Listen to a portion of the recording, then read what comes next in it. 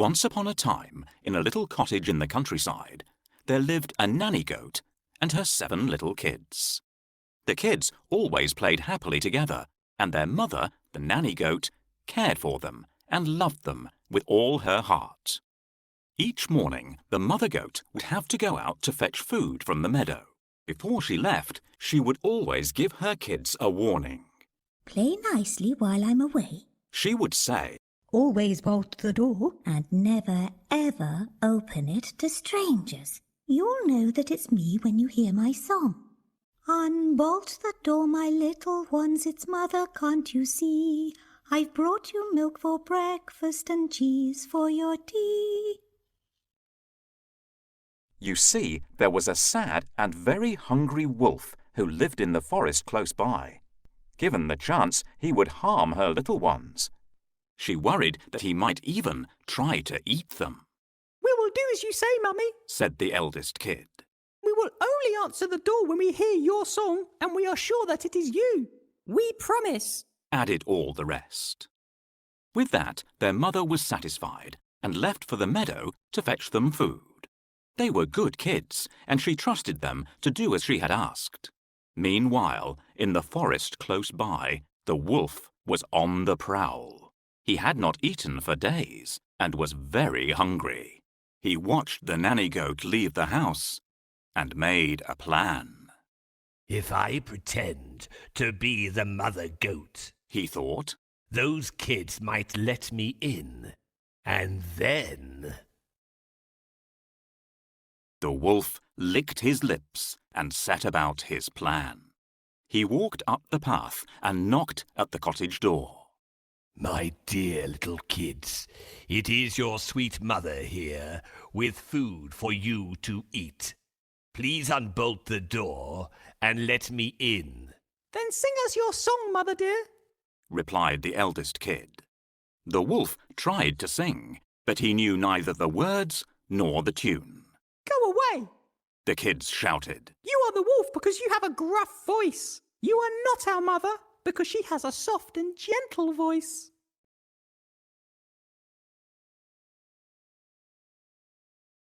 My dear little kids, it is your sweet mother here, with food for you to eat. Please unbolt the door and let me in." "Our mother always sings a song to us when she comes back." Which song should I sing for them, girls and boys? The sun has got his hat on. Hip, hip, hip, hooray! The sun has got his hat on and he's coming out today. Now we'll all be happy. Hip, hip, hip, hooray! The sun has got his hat on. Undo the bolt, my yummy ones. It's mother, can't you see? I'll eat you for my breakfast and leave some for my tea. "That is one of the songs she sings, but you are not our mother. She sings with a soft and pleasant voice."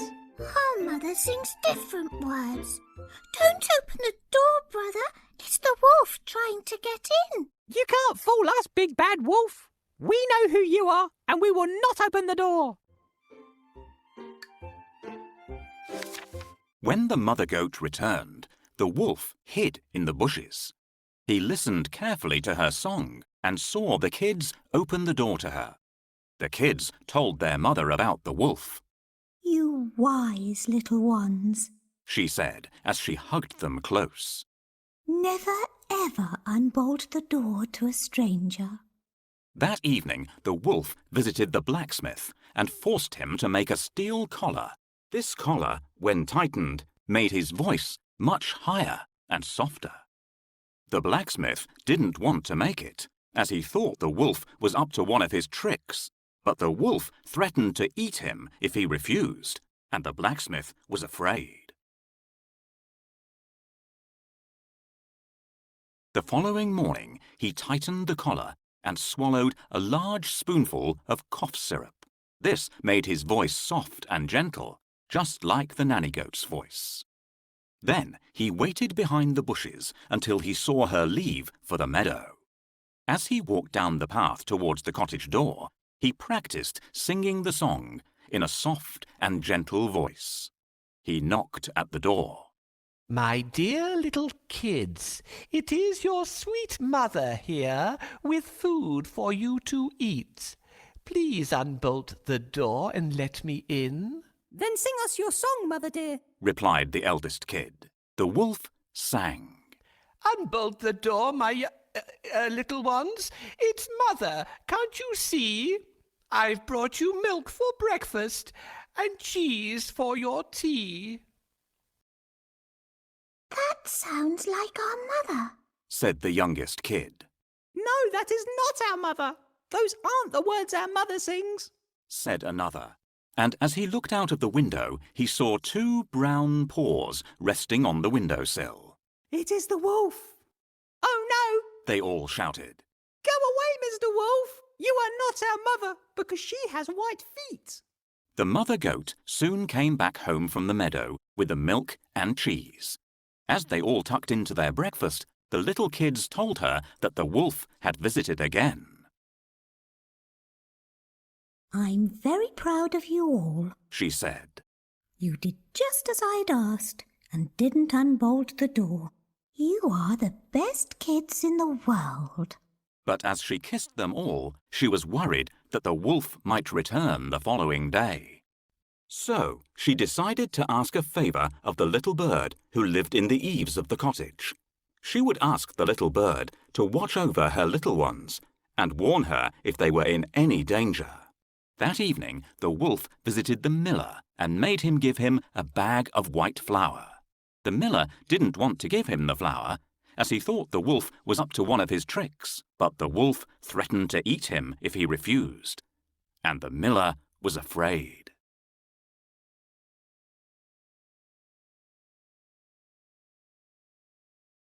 I need a sweet voice that sounds like a mother goat.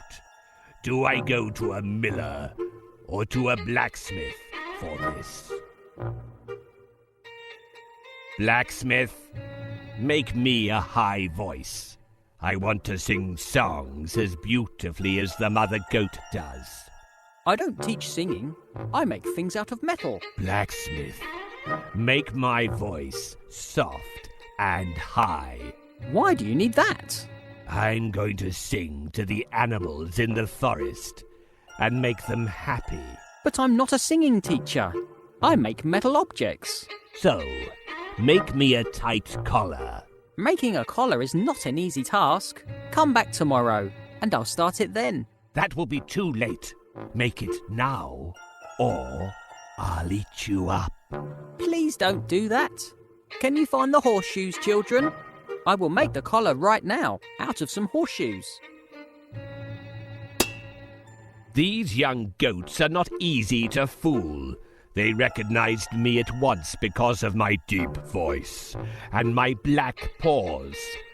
So, I also need to turn my black paws white. Who might be able to help me with this? Miller, shake some white flour over my paws. Why would you need to do that? Flour is used for making bread. Wolves do not eat bread. If you will not do as I ask, I will eat you up. Very well. Put your paws in this bag. Ha! I think the little kids will be tricked into opening the door for me now. When morning arrived, the wolf was hiding in the bushes, waiting for the nanny goat to leave. He had thought of another plan to trick the kids into thinking that he was their mother. This time, he was ready. He watched and waited. When he saw the nanny goat leave, he made his way down the path towards the cottage. His brown forelegs and hooves were covered in white flour. As he reached the door, his tummy rumbled. He was beginning to feel very hungry indeed. He knocked at the bolted door. Knock, knock, knock.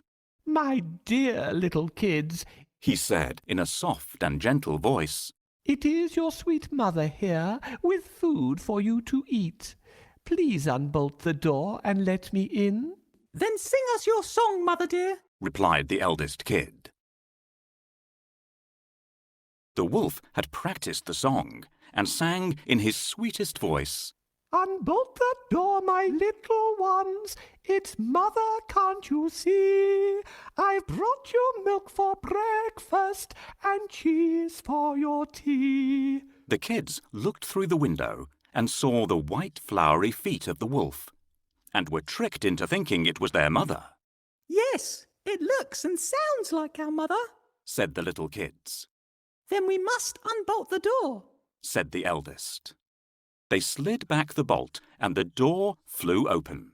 Just imagine their horror when the kids saw not their gentle sweet mother, but a fierce and hungry wolf. The kids screamed and tried to hide. The little bird, on hearing the noise, looked through the window and saw the wolf chasing the kids around the room. I must warn their mother, he chirped, and flew straight to the meadow to fetch her. Sadly, by the time she arrived back home, there was no sign of the wolf, nor any of her precious little kids. All that was left was a mess of broken crockery and furniture. The nanny goat sat down and began to cry. Suddenly, she heard a tiny, frightened voice coming from the oven. I'm in here, Mummy, hiding. The mother goat quickly opened the oven door, and out jumped the youngest kid. She hugged and kissed and squeezed him tight. Where are your brothers and sisters? She asked. The wolf. The wolf. Is all the trembling little kid could say, and she pointed to the door.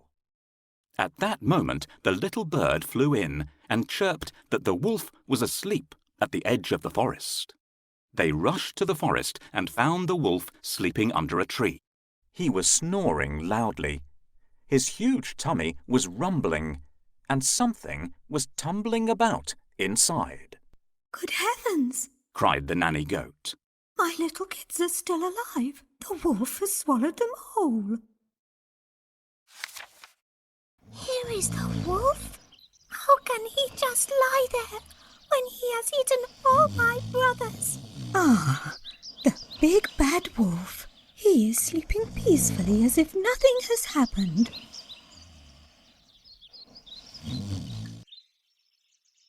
Nanny Goat made a plan. She asked the youngest kid and the little bird to fetch some scissors, a needle, and some thread from her sewing basket. They went as fast as they could, and as soon as they returned, she set to work. Within seconds, she had snipped a hole in the wolf's tummy, and out jumped all the missing kids. They were a little shaken, but happy to be safe and alive. Shush now, she whispered to them. Quickly, fetch me the biggest stones you can carry. Taking the stones, she laid them gently inside the wolf until he was full to the top.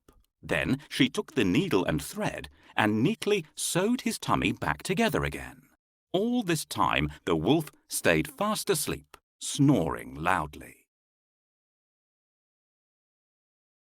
When the wolf woke up, he had no idea what had happened to him. He thought that the stones were the kids he had swallowed earlier. Oh, I have a terrible tummy ache, he groaned. He tried to get up, but the stones were so heavy he could neither sit nor stand. Oh dear, I should never have eaten those kids, and now I shall die here from my greed. Won't somebody help me? Back at the cottage, the nanny goat and her 7 little kids were safe and warm and preparing a supper of bread and cheese. Outside, they could hear the groans of the dying wolf crying for help. They felt sorry for him and thought that he had only done this wicked thing because he had been so very hungry. So they went to visit him, and he was surprised. The mother goat looked down on him. If I take the stones away from you, will you promise never to harm any of us ever again? I'm sorry I did this terrible thing, but I was so very hungry. The sad wolf whimpered. I promise that I'll never do it again as long as I live. Can he be trusted to keep his promise? Asked the eldest kid. The mother goat thought hard. We shall have to wait and see, she replied. So the nanny goat took away the stones and invited the wolf to supper. From that day onwards, they were friends. They lived together peacefully forever after.